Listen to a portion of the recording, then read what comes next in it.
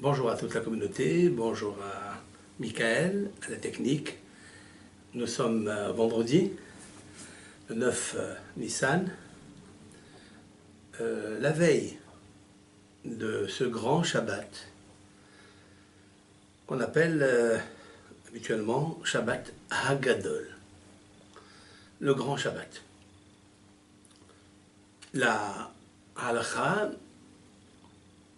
nous recommande ce Shabbat de dire Shabbat Hagadol Mevorach, ce grand Shabbat béni.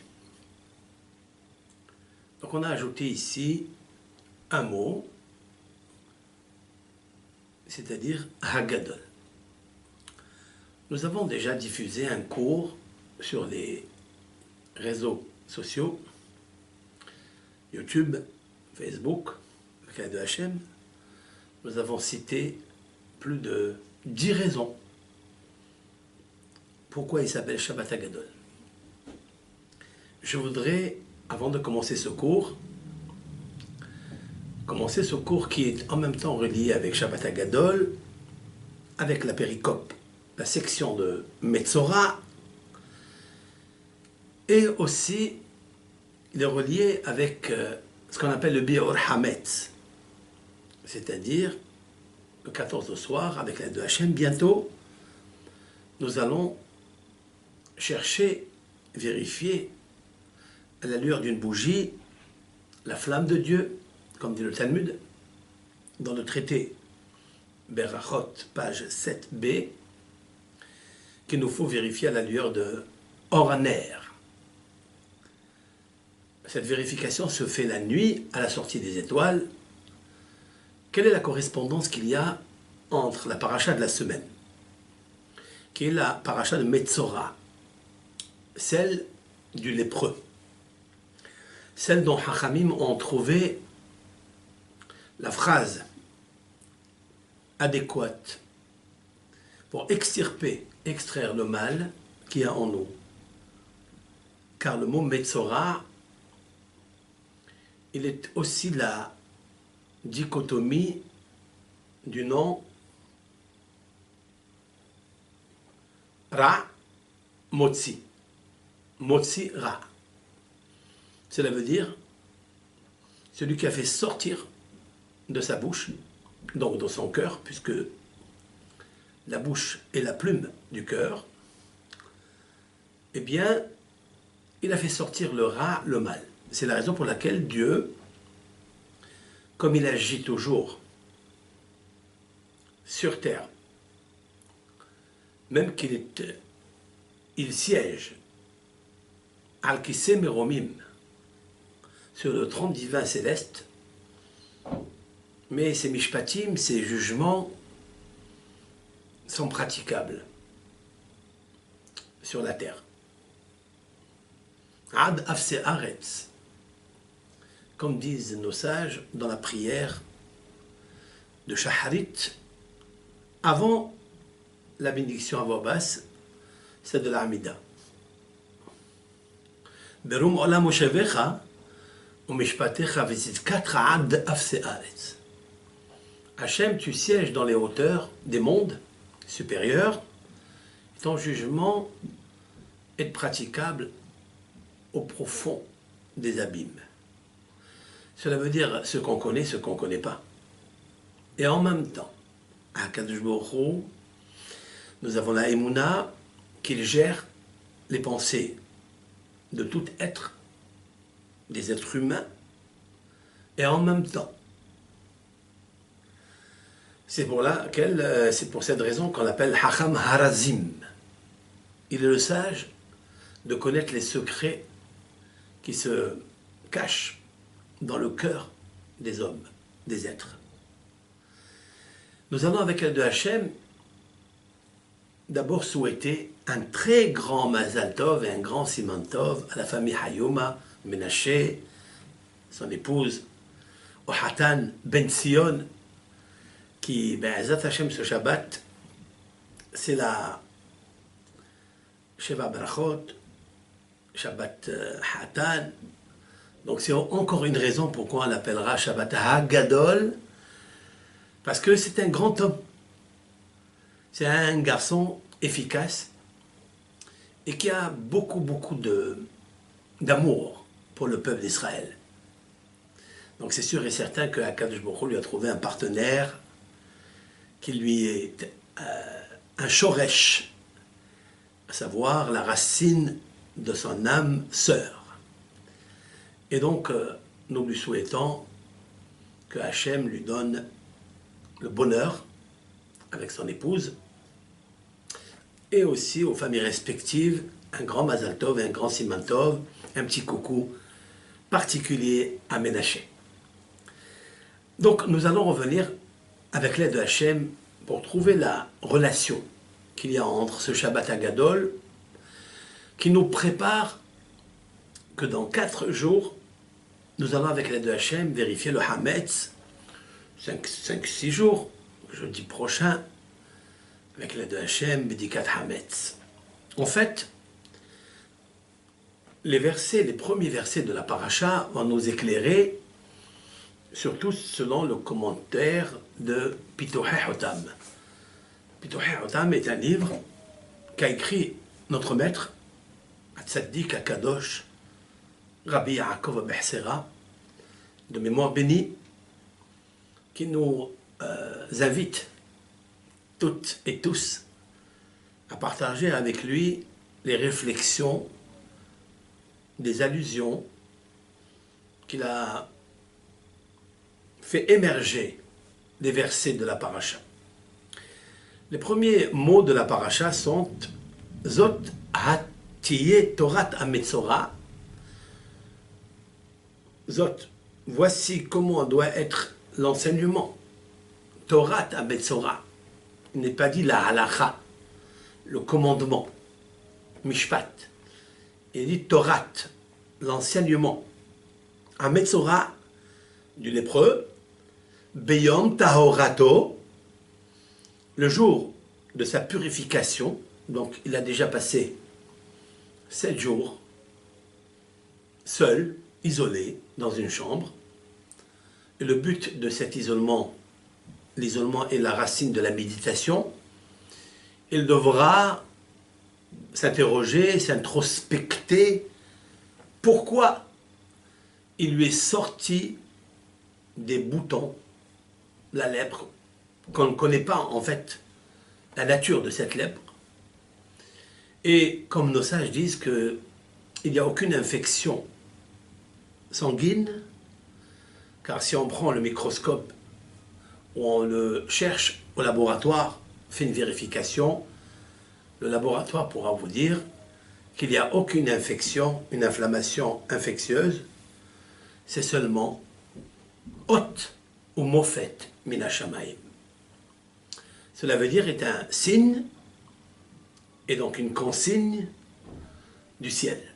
C'est un décret de l'écriture que celui qui parle la Shonara, celui qui a employé son organe qui est très important. Je n'ai pas parlé de la bouche, car il est aussi important. Mais l'organe essentiel du Lachon Hara se trouve dans le cœur. Je m'explique. Le cœur est la source de toutes les émanations. C'est le monde des émanations. Dis-moi ce que tu penses, dis-moi ce que tu dis, je te dirai qu'est-ce que tu as dans le cœur.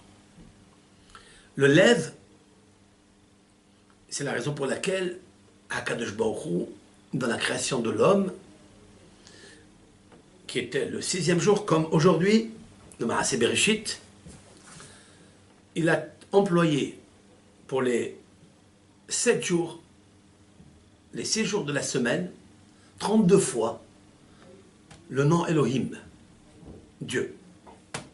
Elohim, c'est à dire la nature, celui qui guide la nature, et celui qui est au-dessus de la nature. Il a, comme s'il a parlé, comme s'il a dit, il a dicté. Et c'est la raison pour laquelle Akadosh Baruch Hu a employé 32 fois le nom de Elohim. Oui, tu voulais me dire quelque chose, Michael? Oui, c'était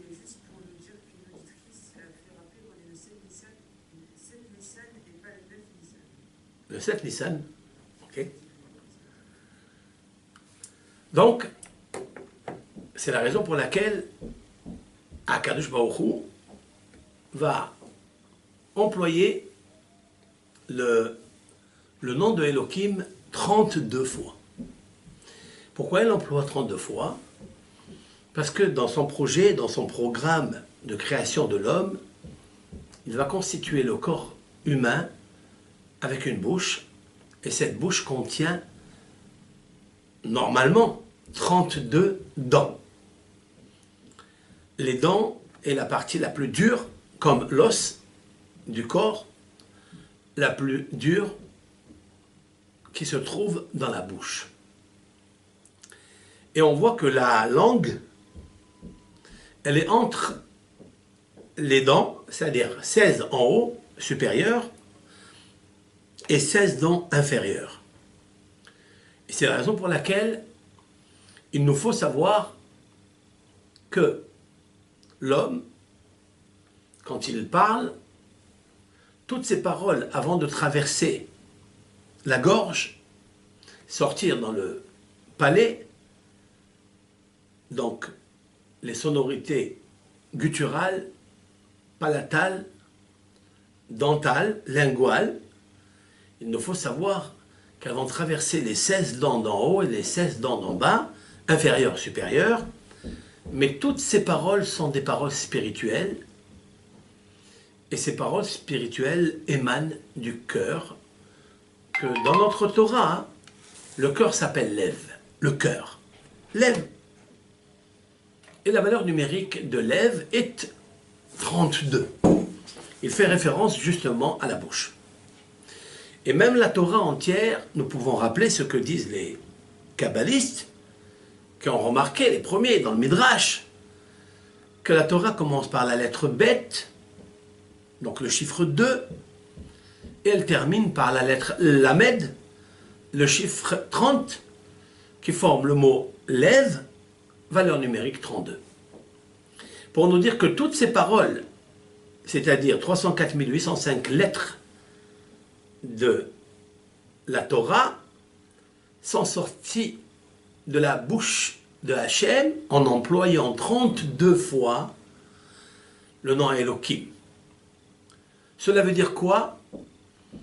Alors je voulais faire une réflexion en même temps, que Akadosh Baruch Hu vient nous dire que si on dépasse une frontière interdite, à savoir d'employer le monde des émanations, qui est le cœur, et de sortir de lui une mauvaise parole au sujet d'un camarade, au sujet, à plus forte raison, des parents, à plus forte raison des maîtres, il faut savoir que à Kadosh Baruch Hu, là où se trouve le mishpat, c'est-à-dire la sanction, la justice, c'est là où se trouve le remède. Et le remède, c'est quoi? C'est de faire sortir de son corps, pas de son cœur, cette fois-ci, une infection qui est incompréhensible. Une infection qui n'est pas sujet médical, puisque aucun médecin ne pourra la guérir. Il lui suffit juste, ce lépreux, de faire sortir la causalité pour laquelle il a pratiqué le Lachon Hara. Et c'est la raison pour laquelle les personnes, les Bnei Israël, les Bnot Israël, sont très pauvres dans cette mitzvah négative, parce que on n'a pas encore vérifié la cause pour laquelle nous parlons et nous pratiquons la médisance. Cette médisance, en fait, en clair, elle provient de la non-émouna be'akadosh baruch hu. Si quelqu'un veut sortir le rat qui a en lui, parce que le mauvais esprit habite en lui, c'est la raison pour laquelle il parle facilement de l'autre, mais il ne connaît pas les dégâts qu'il peut provoquer quand on parle d'un Ben Israël. Je voudrais alors dire que Shabbat Hagadol, ce Shabbat est le Shabbat qui va avec l'aide de Hachem nous éclairer dans la Emouna de HaKadosh Baruch Hu, qui est Akel Hamelech Hagadol Hagibor Ve'Hanora, comme l'a appelé Moshe Rabbeinu, Akel, c'est-à-dire le Dieu, le divin, c'est le Hesed. Chaque fois qu'apparaît ces deux lettres, El, c'est-à-dire Aleph, Lamed, sont associés à la racine de l'attribut de la bonté de Hachem. Et à Gadol, le grand, parce que tout celui qui fait le Hesed, il est grand, dont on le sait, de Avraham Avinu. Avraham est celui qui est associé à la branche de la Séphira du Hesed. Et on sait très bien que le Shabbat Hagadol est relié avec Avraham et Yitzhak. Je m'explique. Il y a un midrash qui dit que lorsque HaKadosh Baruch Hu a demandé à Avraham de prendre son fils, Yitzhak, de l'attacher et de le sacrifier pour Hachem, c'était une rude épreuve. Avraham, qui est l'associé de la qualité du Hesed, va prendre son fils, qui est associé à la qualité, à la Séphira, l'attribut de la Gevura, il va attacher la Gevura. C'est comme si on attache la main gauche avec la main droite. Quand on attache la main droite, on attache la main gauche avec la main droite, ben il faut savoir que HaKadosh Baruch Hu se remplit de rahamim, se remplit de miséricorde. Parce qu'il nous faut toujours, pour obtenir la miséricorde, les rahamim, il faille se sacrifier, faire midat à Gevura. Et Abraham, de l'extérieur, il a pratiqué la Gevura, parce qu'il nous faut être très fort, comme dit Ben Zoman dans le Pirkei Avot, Ezeu Gibor, Akovesh et Yitzro. Qu'est-ce qu'un homme fort? C'est celui qui maîtrise la partie gauche, le Yetzer Hara, les flatteries, les faiblesses. C'est la raison pour laquelle nous sommes venus. Une des grandes raisons pour laquelle nous sommes venus dans ce monde. Et Abraham Avinu a montré une Gevura pour prendre son fils, de l'attacher, de le sacrifier à Hachem. En tous les cas, il l'a fait de tout cœur. Et vous savez très bien que Abraham s'appelle Av, c'est un patriarche, Yitzhak s'appelle patriarche, et Yaakov aussi s'appelle patriarche. Je voulais, avec l'aide de Hachem, donner une raison, encore une raison pourquoi on l'appelle Shabbat Hagadol. Parce que Hachem va demander le 10 Nissan, qui était un Shabbat, il va leur demander en pleine Égypte de prendre Ish, c'est les bêtes avot, c'est la baït. De prendre un agneau, c'est les bêtes avot. Un agneau, les bêtes avot. Si je traduis les deux mots, les bêtes pour la maison des patriarches. Voici comment je vais le traduire. Et en fait, quelle est la résonance que l'on peut entendre ici? Je vais donner une explication qu'en fait, il y a un midrash qui a dit, midrash Rabbah, au sujet de ce verset-là, il dit Hadaou dirtiv. C'est ce qui est marqué. Vaikah Avraham et Yitzhak, Vaya'aleu le'ola. Et Avraham, il a pris Yitzhak, il l'a fait monter comme sacrifice holocauste. A priori, il nous faut comprendre ce midrash. C'est qu'Avraham Avinu, en effet, il est celui qui va prendre le C, qui est Yitzhak, il va vouloir le sacrifier à HaKadosh Baruch Hu. Et il a montré avec cela ce que l'ange va lui dire tout de suite après, Ata yada'ti ki yireh Elohim atta. Maintenant je sais que tu es un homme qui craint l'Éternel. Et depuis, Abraham est devenu Gadol, est devenu grand, parce qu'il a accompli la 10e épreuve, c'était celle de Lech Lecha, de prendre ton fils et de le sacrifier à Moria, au mont Moria. Et Yitzhak aussi il est devenu grand, grâce qu'il a tendu son cou pour faire plaisir à Hachem et à son père, puisqu'il a donné son âme à l'âge de 37 ans. Il est devenu Gadol, aussi il est devenu grand, dont on le sait, au sujet de Yitzhak Avinu. Pour nous, la Torah nous a marqué sa richesse en soulignant une phrase qui dit comme suite Vayelech ha'ish olech vegadol ad ki gadal me'od. Et cet homme qui est Yitzhak allait en grandissant jusqu'à ce qu'il a grandi beaucoup. Il y a ici répété 3 fois le mot gadol. Donc, Yitzhak est devenu un grand. Et nos sages disent, à propos de Yaakov Avinu, qui est aussi le patriarche, qui est celui qui a la quintessence de le chesed, la bonté, et la rigueur, la justice, c'est l'adoucissement par le chesed à la Gevura, lorsqu'on maîtrise son Tzerara, alors on devient aussi grand.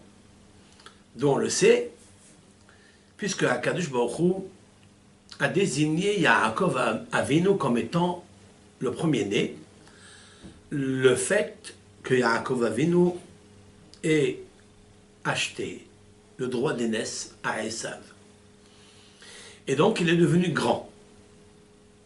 Bien que le premier-né est appelé Gadol, grand, d'où on le sait, il est marqué comme ça au sujet de Yitzhak, voyez kizaken Yitzhak, Matichena enav, et ce fut lorsque Yitzhak est devenu vieux, et ses yeux ont faibli, Vayikra et Esav beno hagadol. Et Yitzhak a appelé son fils Esav le grand. Ça veut dire le grand, il y a ici 2 résonances. Il est grand parce qu'il est le premier-né, il est grand aussi parce qu'il était roi. Et comment il est devenu roi? Parce qu'il a servi son père et il a fait Kibbud Avaim.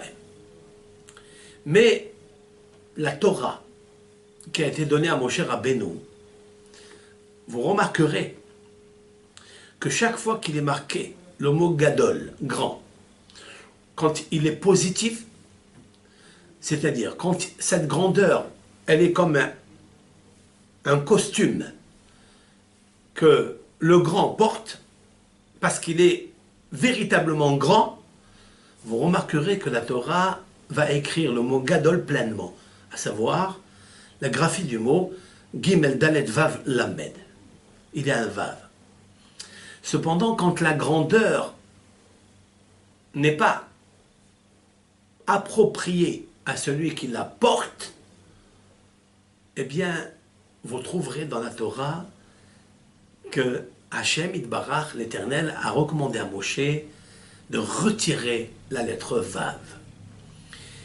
Il sera appelé Gadol parce qu'il pense qu'il est Gadol, mais il sera diminué dans l'éternité puisque la Torah retirera la lettre Vav de lui. Et là, au sujet de Esav, Beno HaGadol, vous trouverez que la Torah a écrit Gadal, Gadel. Gimel Dalet Lamed, elle a privé la grandeur de Esav de la lettre Vav. Qu'est-ce que signifie la lettre Vav? La lettre Vav, c'est la continuité. La lettre Vav, c'est l'article de conjonction, de coordination, la continuité, la suite. Vav HaHibur, c'est l'article d'amour, si l'on peut dire ainsi. Quand il y a la continuité, alors il y a l'amour. Cela veut dire que Dieu a signé la ahava, l'amour, sur cet homme-là. Et donc son royaume, sa royauté persiste, il perdure pour l'éternité. Vous trouverez plusieurs fois ce klal, ce grand principe. Qu'est-ce que je veux faire avec tout ça? Donc, nous trouvons chez Avraham Gadol, nous trouvons chez Yitzhak Gadol, nous trouvons chez Yaakov Gadol.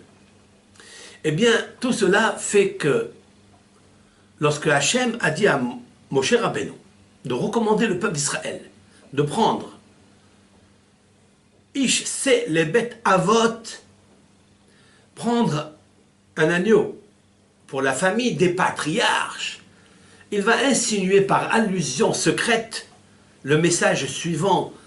N'oublie pas que le mérite de cette prise, de cet achat de l'agneau, tout d'abord est relié avec le premier gadol qui est Avraham Avinu, lorsqu'il a pris Yitzhak pour le monter comme un C, l'érola, comme un agneau à l'Holocauste. Mais pas de se sacrifier pour le C, pour le bélier. Mais autrement dit qu'il faille prendre le signe zodiacal de Nissan, déjà à l'époque d'Abraham, c'est-à-dire 2000 ans après Adam Arishon, là où il y avait toutes les catastrophes, les séries de catastrophes, depuis Adam jusqu'à Noah, il y en a 10, de Noah jusqu'à Abraham, il y en a encore 10, ça fait 20 générations de tribulation, de turbulence, et de chaos et de solitude, tohu vavohu, jusqu'à ce que vienne Abraham, et Abraham, le 10e Nisayon, à savoir la 10e épreuve, il se trouvera face à quoi? À prendre un agneau qui est son fils, et le sacrifier à Akadosh Baruch Hu, mais l'Éternel de lui dire ne touche pas à ça. Al tishlach boyad, ne touche pas à ça. Mais voilà, il lui montre du doigt qu'il y a un bélier entremêlé par ses cornes dans le buisson. C'est ce bélier qu'il faille égorger. C'est comme s'il lui a insinué par allusion, c'est le bélier que prendra le peuple d'Israël, c'est les bêtes avot grâce à vous, Am Israël. Grâce à vous, patriarches. Et c'est la raison pour laquelle Akadosh Baruch Hu peut-être a choisi le 10e jour de Nissan.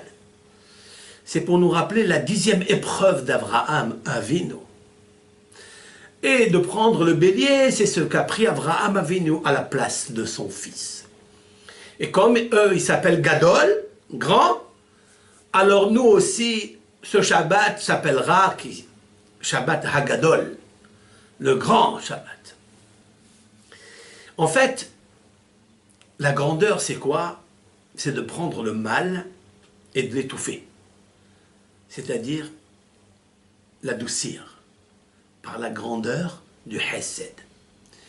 Même que Yitzhak Avinu était un homme de rigueur, de justice, implacable, mais il faut savoir qu'il était plein de miséricorde. Et que grâce à cette miséricorde, il a pu atténuer la rigueur qui était déposée en lui de par sa naissance. Car il nous faut savoir que les signes zodiacaux influent sur la personne et qu'il faille, par le zechut de la Torah, des mitzvot, de tikkun hamidot, de la tzedaka, du hesed, peut adoucir les rigueurs. Et il n'y a aucune frontière à aucun être humain de sa capacité mentale, intellectuelle, physique, de ne pouvoir maîtriser, adoucir ces pulsions qui sont le côté gauche négatif. Et c'est comme ça qu'il devient grand. Le Shabbat Hagadol, c'est ce que Avraham Avinu a fait, Yitzhak Avinu a fait. Je veux parler de Yaakov Avinu, puisque le fait que Hachem, il demande à Moshe de prendre un agneau qui est le Gadol. L'agneau est le signe zodiacal du bélier, qui est le premier des signes zodiacaux, et surtout pour nous, l'Am Israël, Chodesh Hazelachem, Rosh Chodashim, c'est le mois de Nissan, le bélier, et vous savez très bien que le bélier donc montre la Bechora, le droit d'aînesse. Pas seulement le droit d'aînesse, même le droit de naissance. Puisque nous avons commencé, nous avons encore le temps, depuis Rosh Chodesh Nissan et tout le mois, de pratiquer la Birkat Ilanot, où on voit fleurir le monde, les arbres, tout l'univers en train de se réveiller avec ce soleil magnifique qui apparaît pour réchauffer la terre, faire mûrir les fruits. Ce sont les prémices causées par l'influence astrale du bélier. Mais ça n'est pas le bélier qui décide.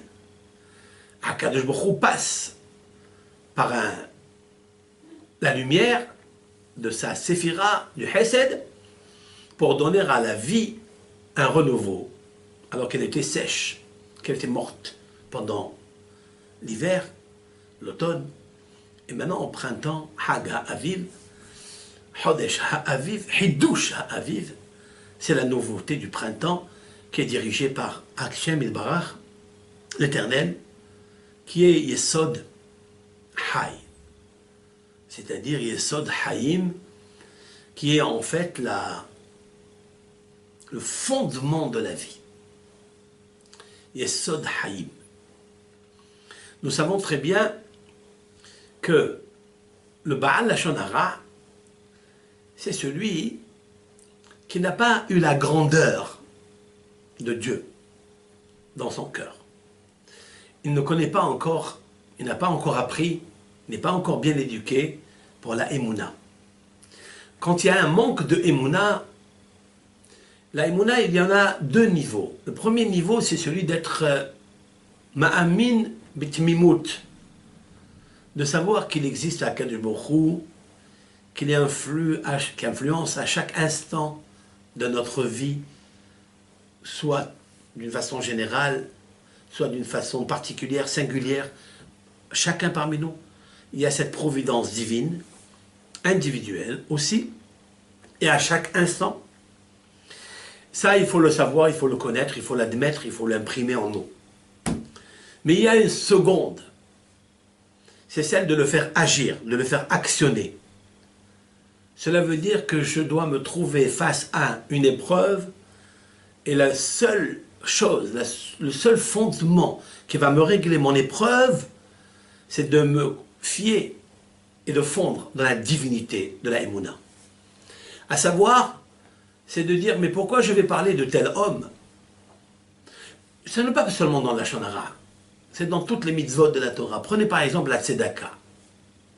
Quel manque de Emouna il y a à celui qui ne pratique pas la Tzedaka, hein, alors qu'il peut le faire. L'Éternel lui a donné les moyens de faire de la Tzedaka pour lui donner le mérite de s'attacher à Akadosh Baruch Hu. Le Yetzer Hara, il va lui mettre des barrières, même peut-être une forteresse autour de lui. Il ne voit plus que son égoïsme, que son intérêt, et il est très difficile pour lui de se débarrasser du pouvoir de l'argent.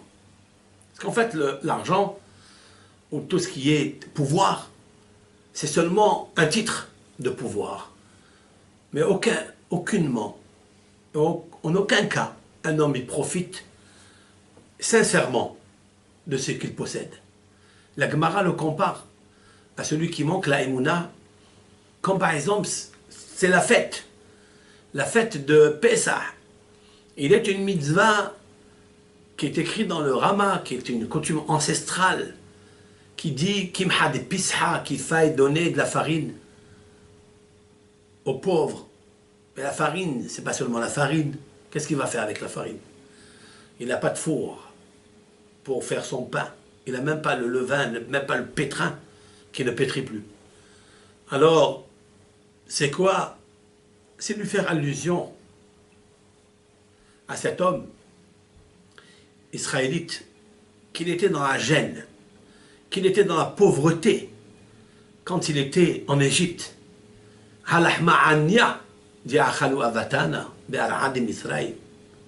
C'est le pain de misère. Et le pain de misère parce qu'on était dans la misère totale. Et j'ajouterai un mot. Il fallait que le peuple d'Israël se débarrasse de son égoïsme. À ce moment-là où ils se sont débarrassés de l'idolâtrie, de quelle idolâtrie s'agit-il? L'idolâtrie de l'agneau. Tiens, je me demande la question, comment est-ce possible, malgré, j'ajoute, l'influence qu'ils auraient pu avoir des Égyptiens, qui étaient très attachés à aux mœurs de l'idolâtrie, qui était la déesse égyptienne, mais on ne peut pas dire ça du peuple d'Israël, quand même. Le peuple d'Israël, ils descendent de Yaakov Avinu, ils ont habité en terre de Canaan, ils sont descendus 70 Néphachot, ils sont devenus des milliers d'hommes. Ces milliers d'hommes étaient très intelligents. Comment on peut concevoir que le Ham Israël, qui va s'appeler plus tard Dordera, Déa, la génération de la connaissance, qui va recevoir la Torah 50 jours après la sortie d'Égypte, quelques heures avant, c'est-à-dire quelques jours avant le 10 Nissan, ils étaient encore attachés à une idole qui s'appelle le bélier, c'est-à-dire le petit agneau. C'est incroyable de le penser. Mais je peux vous dire quelque chose de très important. Avec l'aide de Hachem, il nous faut savoir que Moshe Rabbeinu, de mémoire bénie, au moment où le peuple d'Israël allait chercher le magot égyptien, car il était une mitzvah que Hachem avait dit au peuple d'Israël de pratiquer pour rassurer Abraham, Avinu, lorsque Dieu lui avait dicté la Gézéra, c'est-à-dire le décret de l'esclavage en Égypte. Il lui a dit, mais ils sortiront avec un grand butin, une grande richesse. Et lorsque est arrivée la plaie de l'obscurité, celle qui est la 9e, avant celle de la mort des premiers-nés, bien il est marqué que le peuple d'Israël est allé dans toutes les maisons égyptiennes leur demander les vêtements, les ornements, les bijoux. Et ils sont sortis de là avec une grande richesse. Tout le monde a accompli cette mitzvah avec beaucoup de force. Mais cette mitzvah, elle est vraie. Si on arrive à comprendre que cet argent, je l'ai eu, pas par mon mérite, je l'ai eu parce que Dieu m'a demandé de le faire. Sinon, jamais j'aurais pensé à aller chercher ce butin, cette richesse colossale que le peuple d'Israël a acquis pendant cette plaie de l'obscurité. En même moment, en même temps, il y avait un homme, excepté un homme et une fille, qui n'ont pas pratiqué de ramasser tout ce butin, toute cette richesse. C'était Moshe Rabbeinu et une fille qui s'appelle Serah bat Asher. Asher, le fils de Yaakov, sa fille elle s'appelait Serah. Et Serah, elle a dit à Moshe Rabbeinu que Yosef, elle se rappelle que Yosef est plongé dans le Nil à cet endroit exact. Elle l'a vu quand les Égyptiens, raconte le Midrash, avaient plongé le cercueil de Yosef dans un endroit dans le Nil. Et donc ils sont partis ensemble, elle lui a montré l'endroit, et Moshe Rabbeinu d'écrire un nom saint sur un tasse, Shel Kesef, une plaque en argent. Il a marqué Alé Chour. Chour c'est le bœuf c'est Joseph, c'est le Réhem, qui a une couronne qui est très beau, qui a cette couronne comme le Réhem. Et il a fait monter le bœuf qui est Yosef Hatzadik. Et Moshe s'est occupé d'un butin spirituel, Hatzmot Yosef. C'est le seul, Moshe Rabbeinu, qui n'a pas touché ni à l'or, ni à l'argent, ni au cuivre, ni à tous ces ornements. Et lorsque Akadosh Baruch Hu leur a dit, donc, avant la 10e plaie, de prendre un agneau, mais il leur a dit quelque chose avant. Mishchou ukhu lachem tson v'shachatu pasah. Mishchou, ça veut dire retirez-vous. Retirez-vous. Tirez. Mishchou, tirez. Ukhu, et achetez. Nos sages voient dans ce mot de mishchou, qui veut dire meshicha, ça veut dire tirer. Ils ont dit retirez-vous de l'idolâtrie. Mais on ne parle pas de quelle idolâtrie. Eh bien, l'idolâtrie, c'est l'idolâtrie de l'argent. Parce que c'est une forme d'idolâtrie. Il faut savoir que Shabbat Hagadol, il vient nous dire quelque chose. Que ce monde-là est un monde passager. Et que le peuple d'Israël a réussi à sortir d'Égypte parce qu'ils se sont dit ensemble, regardez le pain de misère que nous mangeons. Cela veut dire comme ci ou comme ça, l'homme, il ne profite pas de tout ce butin, de toute cette richesse qu'il peut avoir. Mais ce qu'il lui faut, c'est le partage. Heureux l'homme qui est un homme qui partage avec les autres. Et c'est la raison pour laquelle le Tanhuma, le Midrash Tanhuma, va dire qu'ils ont fait un contrat ensemble, tout le peuple d'Israël.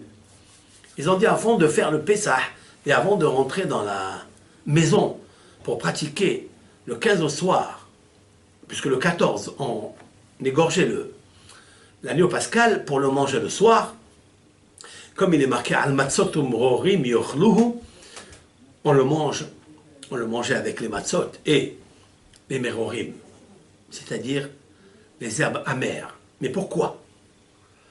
Parce qu'il nous faut toujours savoir que même si tu as la richesse de la viande, c'est-à-dire tu peux te permettre de payer la viande, mais il faut n'oublie jamais les matzot, halahma'ania, que tu étais un homme pauvre et que tu étais dans l'amertume aussi.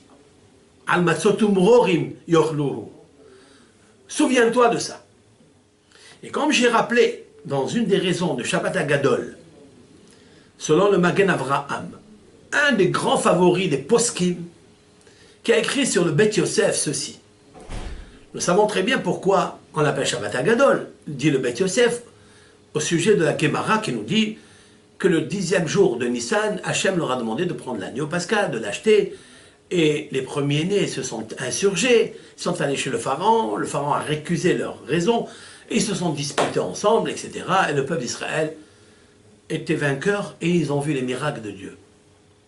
Malgré qu'on touche et on égorge leurs moutons, eh bien, ils disent rien du tout. Alors le Bet Yosef, Rabbi Yosef Karo, dans son livre intitulé Bet Yosef, il demande la question, alors pourquoi on ne fait pas seulement le 10 Shabbat Hagadol, on n'a qu'à faire aussi le 11, le 12, le 13, 14, jusqu'à Shabbat, jusqu'au jour de Pessah. Pourquoi pas tous les jours qui deviennent Shabbat Hagadol? Alors le Bet Yosef a répondu ceci. Il a répondu qu'on voit toujours le début. On voit toujours la hathala, le commencement. Le commencement qui a précursé au peuple d'Israël la Gdoula. Et après, comme d'habitude, ça s'estompe. Après, l'extase s'éteint. Mais le Shabbat, Hagadol, qui était le 10, et qui était aussi un jour de Shabbat, à ce moment-là, il faut être en extase, il faut... on appelle ça Shabbat Hagadol, pour le miracle qu'il y a eu. Demande le Magen Avraham une question. Il dit, alors pourquoi nos sages, après, comme ils ont institué un jour de fête de Hanouka, ou un jour de Tu B'Shvat, où on a vu que Hachamim, ils ont instauré des jours de fête grâce, par la raison d'un événement qui s'est produit il y a longtemps. Pourquoi on ne le fait pas? Hachamim n'ont pas tracé un tikkun d'un Yom Tov au sujet de ce miracle. Il répond le Magen Avraham, parce que Myriam, Hatzadik, la sœur de Moshe, est morte dans le désert le 10 Nissan. Comme elle est morte le 10 Nissan, alors on ne peut pas se rappeler du miracle de Shabbat Hagadol qui était le 10 Nissan. C'est une excellente réponse, mais elle mérite d'être explicitée. La paracha de Metzora peut nous rappeler quelque chose. Elle nous rappelle la grandeur de Myriam, certes, c'est elle qui a sauvé Moshe Rabbeinu. C'est elle qui s'est mis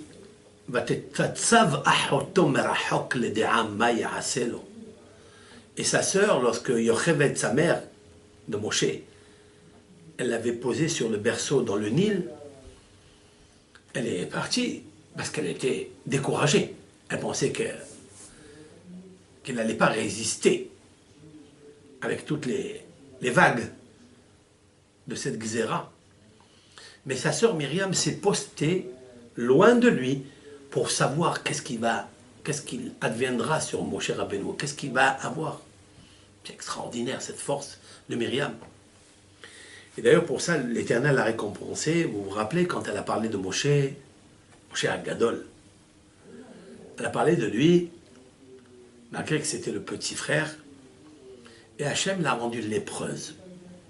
Maïmonide, dans les 13 principes de la foi, un des principes de la foi nous dit Zechor Asher Asa Hachem les Myriam. Souviens-toi ce que Dieu a fait à Myriam, qu'elle a parlé la Shonara. La bouche a été donnée uniquement, disent les Mefarshim, pour louer Dieu, faire des éloges à Dieu, grandir Dieu, chanter à Dieu, remercier Dieu. Et vous savez très bien que remercier Dieu, c'est la plus grande des choses et la plus difficile à faire malgré sa facilité. On oublie. Mais la question est de savoir pourquoi on oublie. Deux raisons peuvent provoquer l'oubli. Soit on n'a pas encore compris qu'est-ce que c'est Dieu, soit on est tellement orgueilleux qu'on pense qu'on est un Dieu. Et que, en fait,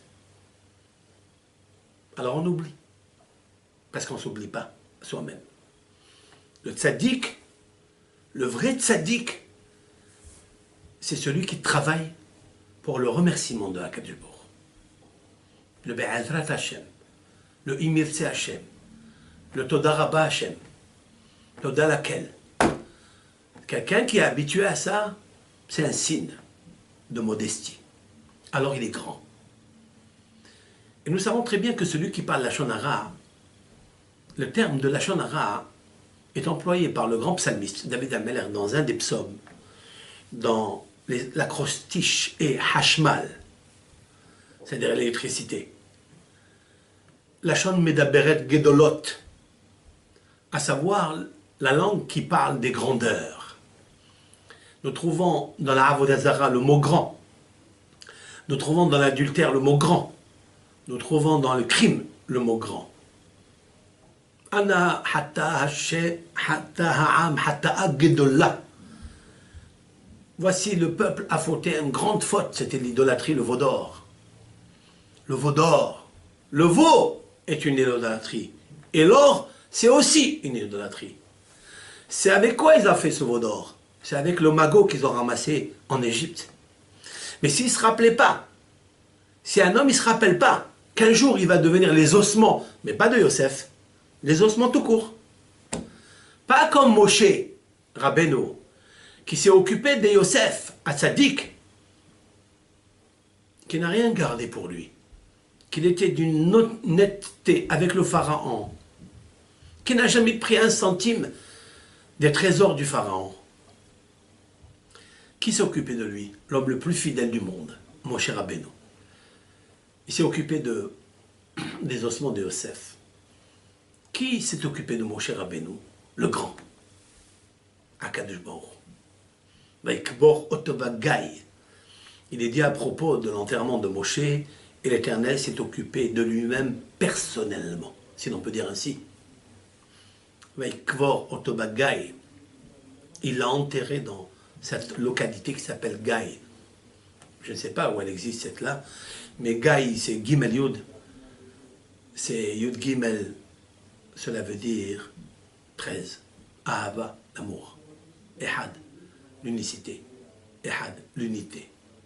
C'est Dieu qui est l'unicité, s'est affairé à enterrer Moshe avec l'amour. Parce que Moshe a toujours employé l'amour des 13 principes de miséricorde. C'est la raison pour laquelle la grandeur de Moshe était tellement grande que Myriam n'avait pas le droit de parler de lui, même si elle était plus grande que lui. Et c'est pourquoi ce Shabbat s'appellera Shabbat Hagadol, parce qu'il nous faut maintenant, ce vendredi, aller au mikvé si l'on peut. Au Hachem, aujourd'hui, au Rodan, il y a un mikvé exceptionnel, magnifique, à la Yeshiva, et on remerciera toute la famille Rumi, la famille Siboni, la famille Béros, toute la famille du Rav.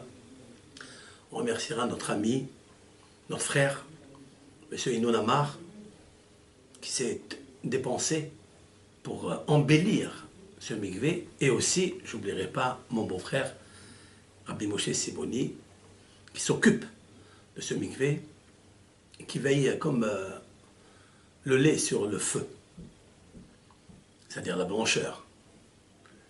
Et donc, Baruch Hashem aujourd'hui a un mikvé exceptionnel. Il y a d'autres mikvés dans Marseille, bien sûr, mais le mikvé des hommes, il y a aujourd'hui au Rodan un très très beau mikvé.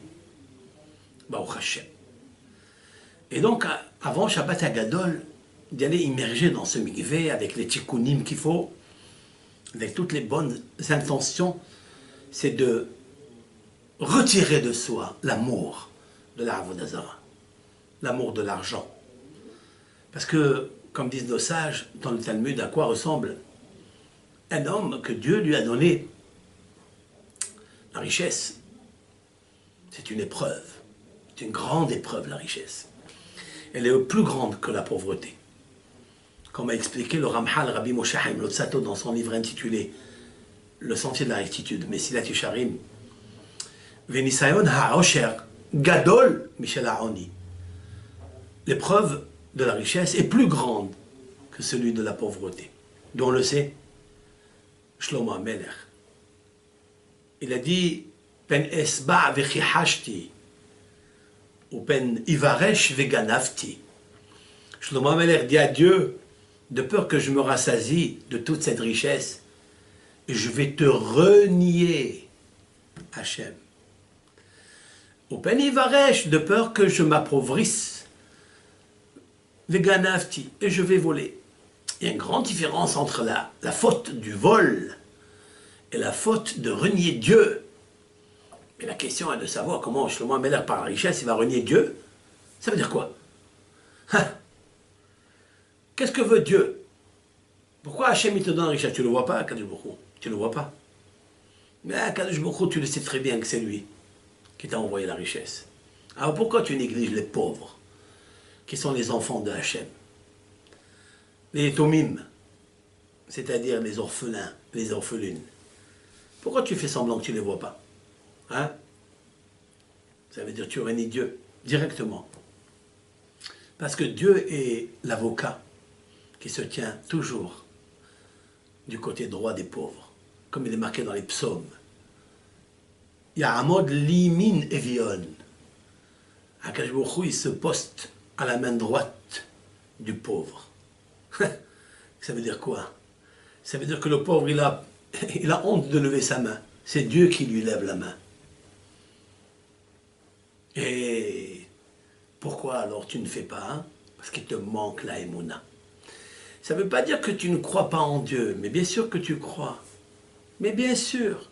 Mais tu es attaché tellement à ton argent, tu crois aussi à ton argent. Et quand on croit à ses valeurs, à son pouvoir, alors on a la soif encore et encore et encore d'aller au pouvoir et d'oublier le pouvoir de l'Éternel. En ce Shabbat Hagadol, un homme il doit se rappeler le contrat qu'il a fait en Égypte avec ses frères. C'est de se partager et de céder. Et c'est la raison pour laquelle le premier céder, hein, c'est de céder S'-A-I-D-E-R, et de créer un CD. CD. Lequel? Ha lahma ania. Tiachalu abatana. Si vous regardez Ha lahma ania dit, Ha, il y a un Aleph à la fin. Lahma, Aleph.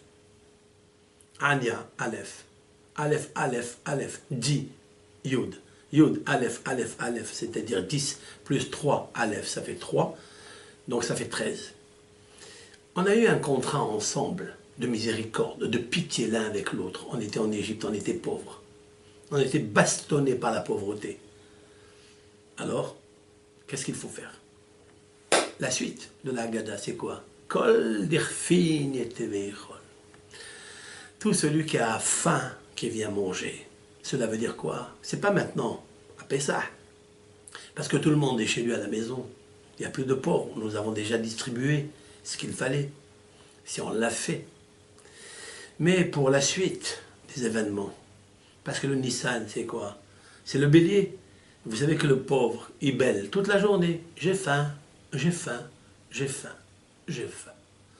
Tu devras prendre la résolution, conviction absolue d'aider le pauvre dans toutes les situations. Et il y en a. Il n'en manque pas.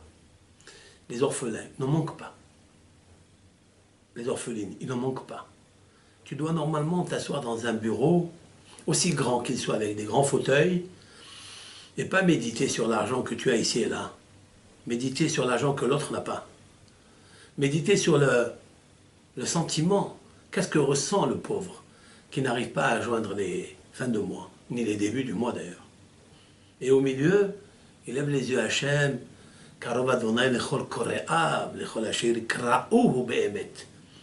Le grand psalmiste, dans le psaume 145, a dit, il y a une personne qui a crié et qui crie et qui criera passé, présent, futur à Hachem, c'est le pauvre. Il n'y a personne d'autre. Parce qu'il sait ce qui lui manque. Mais toi, si tu l'aimes, va montrer ce qui lui manque. Va savoir ce qui lui manque. Et c'est ça la teshuva qu'il faut faire. La teshuva qu'il faut faire, c'est le mishrou. Il faut d'abord enlever le avodah zara de toutes les sortes, toutes les doctrines qui nous empêchent d'avancer.